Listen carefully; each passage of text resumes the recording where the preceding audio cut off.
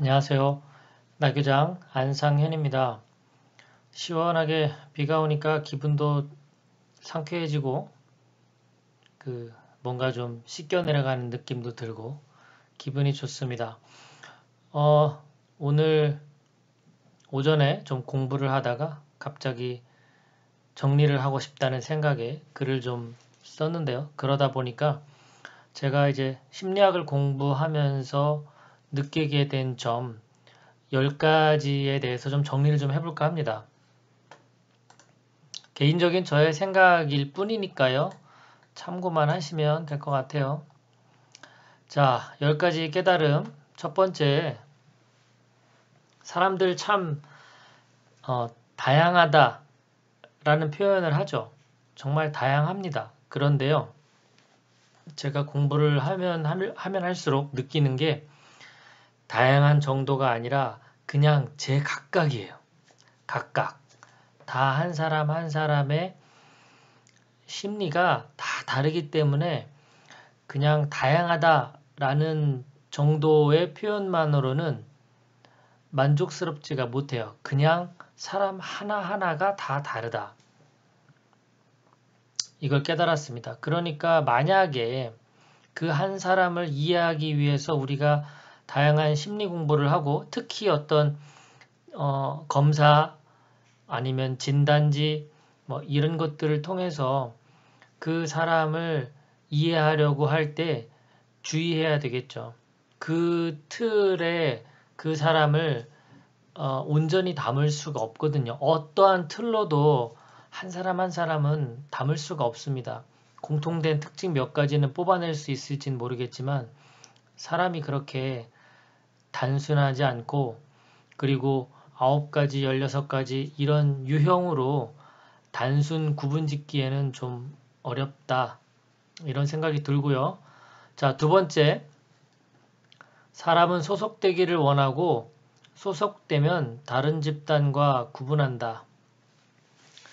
사람의 성숙도를 또 알 수 있는 그런 내용 중에 하나인데요. 사람은 이 생존 본능을 타고났죠. 살아있는 이 생명체이기 때문에 여기서 살아남아야 한다라는 본능은 가장 기본적인 본능이자 욕구가 될 겁니다. 그래서 어딘가에 소속된다는 건 생존 어떤 욕구를 더 끌어올릴 수 있겠죠. 내가 생존할 수 있는 확률을. 그렇기 때문에 사람은 어딘가에 소속되기를 원해요.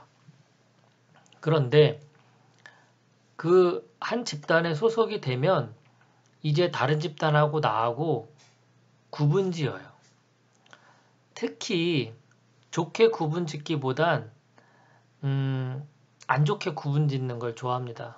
뭐 동종업계에는 뭐 말도 못하죠. 예. 같은 뭐 예를 들어 심리학을 공부한다 하더라도 심리학파 간의 그 이질감이 대단하죠. 게다가 같은 심리학 안에서도 누구 파냐에 따라 또 대단합니다. 뭐 저 솔직히 저도 이제 애니어그램을 공부하는데요. 애니어그램 간의 이 뭐랄까요? 교류? 그런 것들이 제대로 이루어지고 있는지 모르겠어요. 제가 단언하건대 그 소속된 집단끼리만 아마 소통하고 이익을 추구할 거라고 전 확신합니다. 아니라면 제가 사과를 드릴게요. 자, 그래서 내가 어딘가 소속된다 그러면 소속되지 않은 것과 나를 구분짓는데 그 구분짓는 것이 좋은 것보다는 공격적, 경쟁적인 관계로 구분짓는다.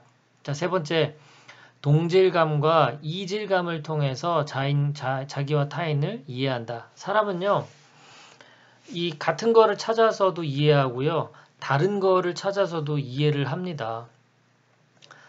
동질감, 이질감이라는 표현은 다른 말로 하면 보편성, 누구나 다 이렇게 갖고 있는 그런 거, 보편성 이런 것도 될 수가 있고요. 이질감이라고 한다면 각각의 독특함 뭐 이런 거겠죠. 정체성 이런 것도 들 수 있을 것 같고요. 어쨌든 같은 점을 찾으면서도 이해를 하지만 다른 점을 찾으면서도 이해를 한다 라는 뜻으로 썼습니다. 네 번째, 언어의 지배를 강력히 받으며 사람마다 언어의 개념이 다르다. 사람은 정말 언어의 지배를 강력하게 받는다는 생각이 들어요. 단어의 의미에 따라서 바뀌고요. 특히나 이 한국에서 이 한국어를 쓰느냐, 미국에서 영어를 쓰느냐에 따라 다르고요. 또 재밌는 건 뭔지 아세요? 우리가 한국에 있지만 영어를 쓰잖아요. 그러면 생각이 영어처럼 바뀝니다. 그런 것처럼 언어의 지배를 받고요. 또한 우리가 한국에 있으면서 그 언어가 같다 하더라도 그 언어의 개념이 달라요. 지역에 따라 또 학력에 따라 어떤 사고의 수준에 따라 다릅니다. 그래서 같은 단어를 쓴다고 해서 그 같은 개념이라고 생각하시면 아주 큰 착각이에요. 자, 5번. 같은 단어를 사용하더라도 맥락적 의미가 다르다. 이것이 이제 그 언어가 다르다는 더 구체적인 개념이고요. 그리고 애니어그램 입장에서 본다면 예를 들어서 성공이다. 그러면 성공이라는 단어에 대한 의미가 1번부터 9번 유형까지 다 다르다는 뜻이에요. 열정 뭐 이런 것도 다르고요.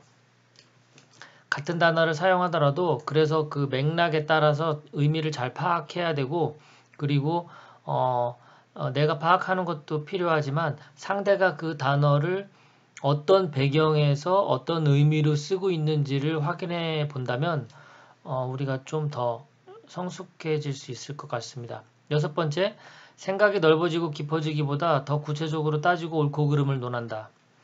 이 심리학을 공부하면 할수록 사람이 더 풍요로워지고 더 창의로워지고 그리고 더 인자해지고 더 이타적이고 이렇게 그 생각이 넓어지고 깊어지면 참 좋으련만 그냥 뭐 아직도 다툼이 끊이질 않고요. 오히려 더 공부를 하면 할수록 더 구체적으로 따지고 옳고 그름을 논합니다. 자, 7번째, 심리학은 공부하지만 자기 자신은 공부하지 않는다. 심리학을 다른 사람 분석하는 용으로만 공부하는 분들이 대부분이에요. 자기를 공부를 하지만 그럼에도 타인에 대한 공부가 더 많죠. 자, 8번째, 가장 가까이 있는 사람의 심리를 잘 모른다. 이것이 그러니까 결국은 심리학을 이제 왜 공부하냐 이거죠.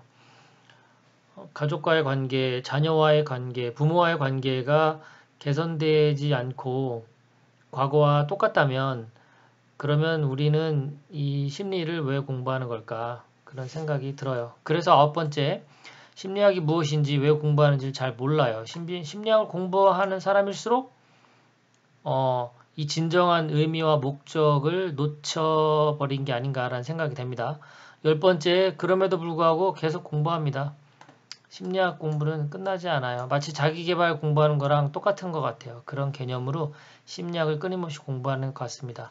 제가 이렇게 쓰고 나니까 저에 대한 반성도 되고 성찰의 어떤 기회도 되는 것 같아서 지금도 잘 살아야 되겠고 앞으로도 잘 살아야 되겠다. 그러기 위해서 무엇을 할까 그런 생각이 들었습니다. 고맙습니다.